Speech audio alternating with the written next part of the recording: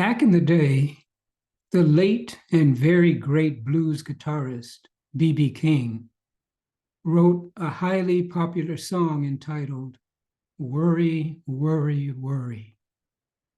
I had the vinyl album, which had been recorded live as a service to the inmates at Cook County Jail in Chicago. I listened to it often, but I liked his signal guitar riffs and his unique voice more than his sad and sorry lyrics. So, what is worry? And why is it that we all tend to worry so much? Has worry ever solved any problem? In fact, the very process of worrying inhibits our ability to address it and reduce it, which in any case requires clear thinking and achieving points of view and perspectives that rise above and beyond the event, the situation, or the motive that lies behind the worry. These days, there are so many things unfolding all around us and throughout the world, let alone all the bumps and jumps in our own lives that naturally give cause for concern. We can, of course, bother ourselves to enumerate them if we so choose. But let me just say that we are all witness to the fact that the practice of basic human values like honesty, integrity, kindness, respect, and compassion are largely lacking, and that basic morality is being retrofitted to accommodate all manner of greed, deception, and willful oppression. Many of our institutions are failing us and giving way to ever-growing disparities, accelerating environmental decline, and all manner of needless suffering. Too many of our leaders in both the public and private sectors have entered ethical bankruptcy and slithered into power profiteering. And all the while, advances in technology and artificial intelligence are being used to promote disinformation and to harm, disturb, and hoodwink citizens and consumers. As Satya Sai Baba has said, technology has become tricknology. And if we look, we can clearly see that even as we expand our access to media and information and continue to upgrade our devices, we are unwittingly downgrading and suppressing our innate potential and that of future generations. And although this state of affairs is widespread and sadly true, thankfully, it is not universally true. For there are many, including those of you who are watching and listening to this, who know better and are making an attempt to stay the course of good reason and goodwill. Worry, worry, worry is also known as stress and anxiety. And yet, quite honestly, this is always an inner condition, which is differently aroused in different people in different ways and to different degrees. It can be small, medium, large, or extra large. It can be incidental or recurring, something real or imagined, or something we think we may be on our horizon and will come down on us in what we call the future.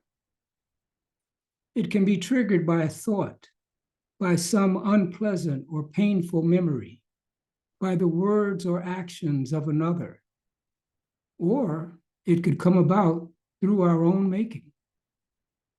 And yet, in each and every case, it is an uncertain, upsetting, unsettling, or fearful thought, or array of thoughts that has entered and captured our minds and hijacked our natural state of peace and equilibrium. We are all born with what is basically a clear mental field. Then, as we become more self-aware and begin to interact with others and with the world, thoughts enter our minds in two cumulative and sort of snowballing ways. First, as a result of the impressions imprinted onto our minds through our senses. That is, through the process of seeing, hearing, smelling, tasting, and touching things in our various environments. The second way that thoughts enter our minds is through recall and memory. If the thoughts are pleasant and beneficial, if they make us happy and peaceful, and inspire us to do some good, then let it be. Let it be. But if they are unpleasant, agitating, or unsettling, and bring grief, anxiety, depression, or some other mind-related dis-ease, then we should seek ways to step up or step out and do something about it. Yet, let me quickly add that I am not dismissing or diminishing the challenges that anyone may face. I've had too many of my own and still do. But let's be real. The actual challenge or challenges we may face are not and never the same as the worry that we associate with them and place alongside or on top of them. Worry or anxiety afflicts the body, the mind, and the spirit. At the level of the body, and depending on the intensity and longevity of the concern, worry will always have a direct impact on our brain and thereby on all of our major systems, including our cardiovascular, circulatory, respiratory, endocrine, digestive, nervous, and immune systems. Signals from our brain's limbic system by way of the amygdala, the hypothalamus, and eventually the adrenal and pituitary glands trigger the release of cortisol-based chemicals into our stress response structures. These are toxins that compromise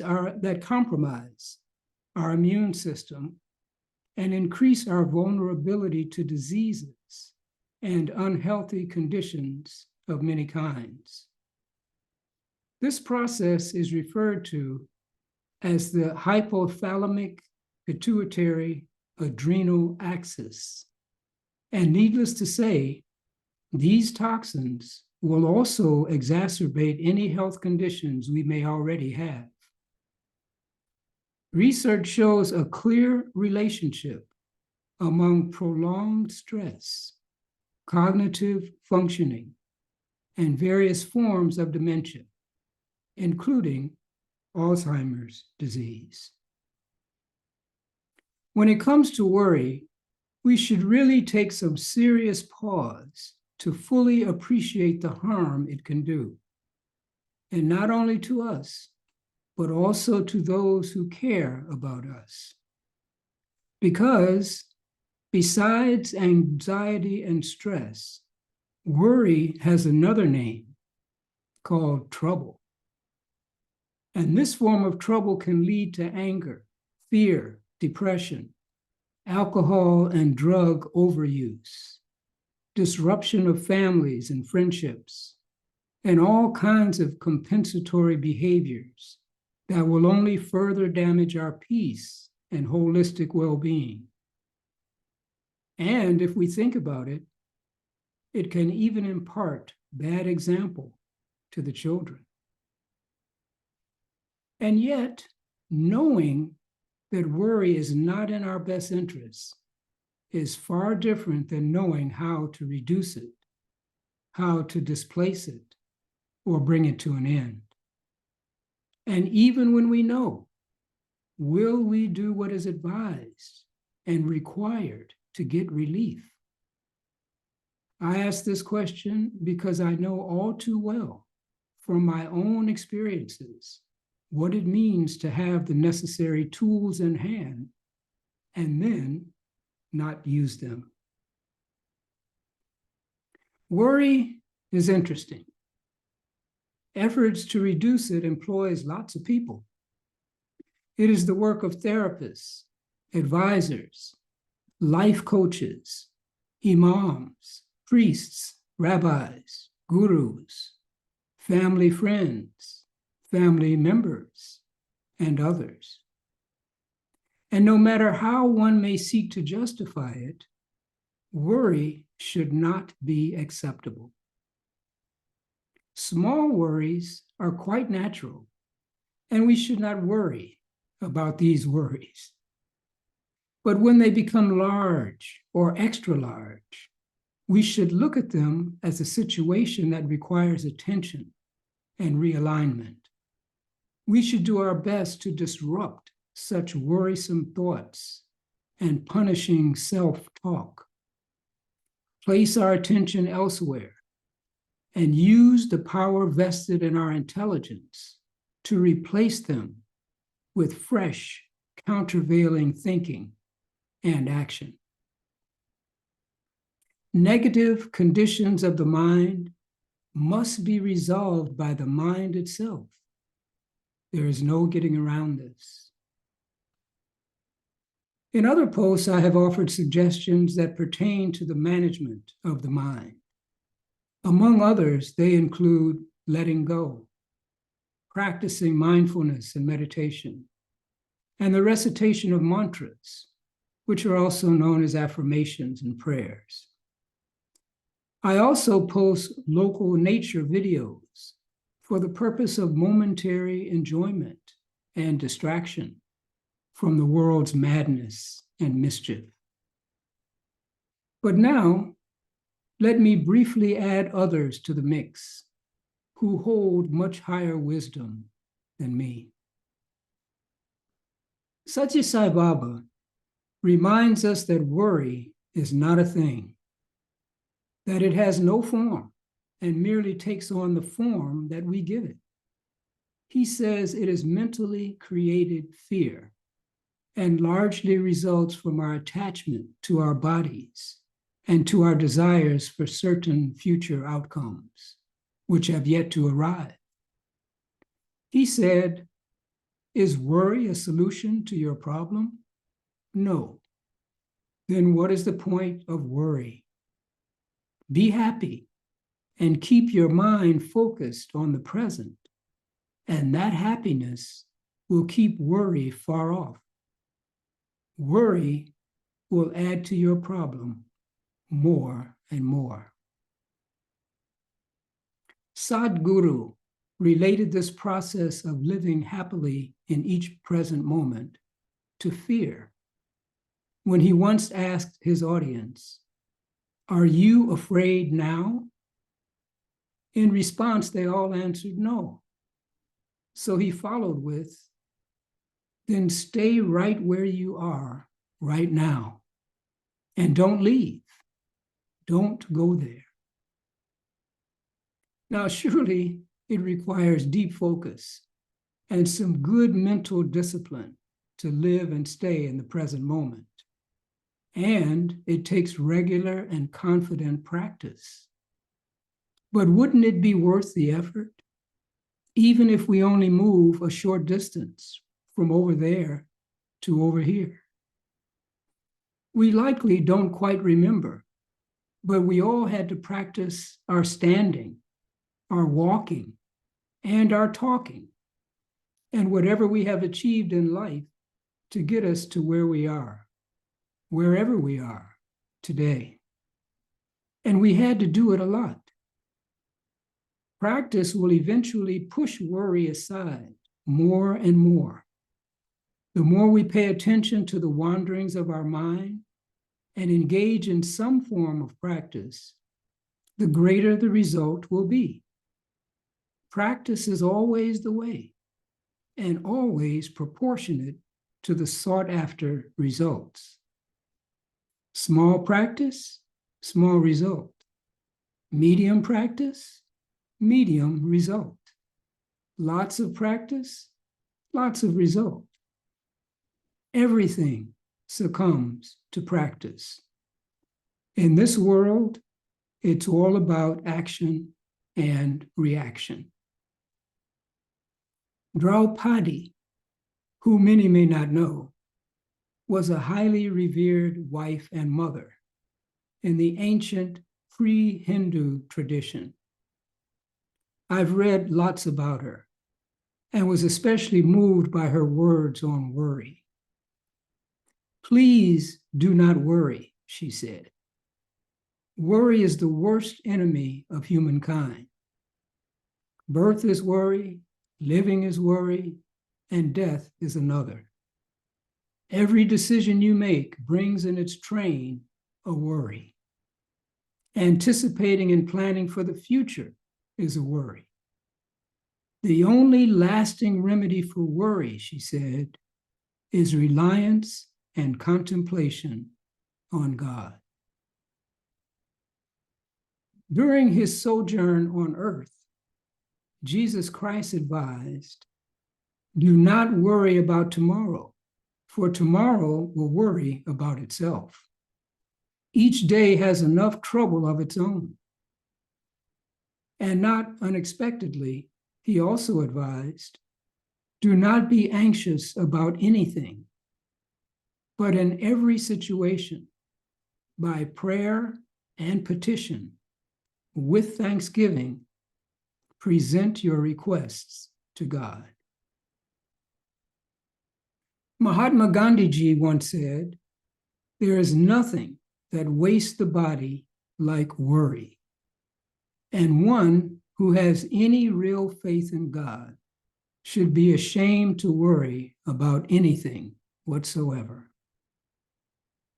Well, that's easy for someone of his stature and discipline to say. And yet, depending on the strength of one's faith in one's own higher self, it is never beyond the realm of possibility. If we don't see it or hear it, it won't enter our minds. It won't register. It won't impress or impact us. It won't get added to our memory. We've all heard that ignorance is bliss.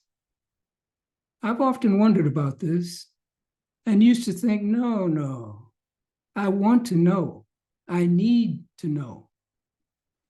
But then I started thinking, regarding some events, and especially many of those evil ones of today, that I can do little to nothing about but hope, it may be best not to know so many details, and thus not be bothered with it at all.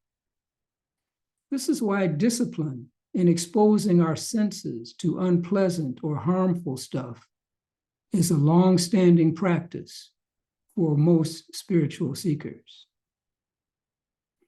We know the shark is in the water. We know it's always hungry and that it has big teeth. So why swim there? We know the villains are out there, over there, doing their villain things. So if we can avoid it, why should we let them come into our physical or mental spaces and bother us?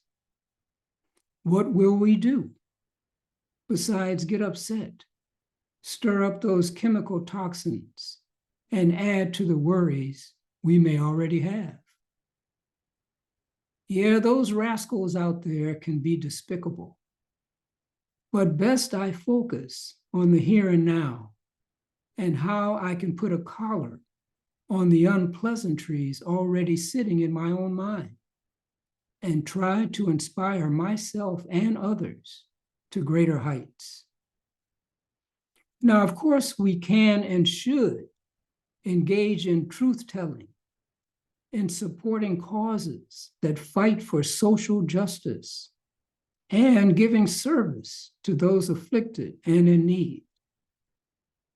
But in so doing, and above all, let's do ourselves and others a valuable and lasting solid and separate the issues from our worries about them and continue on our journey of life in more comfort and with more freedom. Well, okay, that's enough.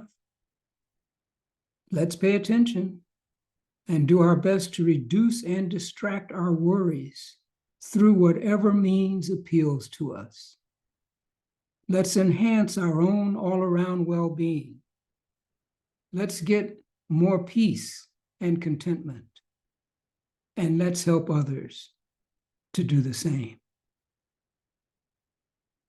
Thanks for watching and for listening.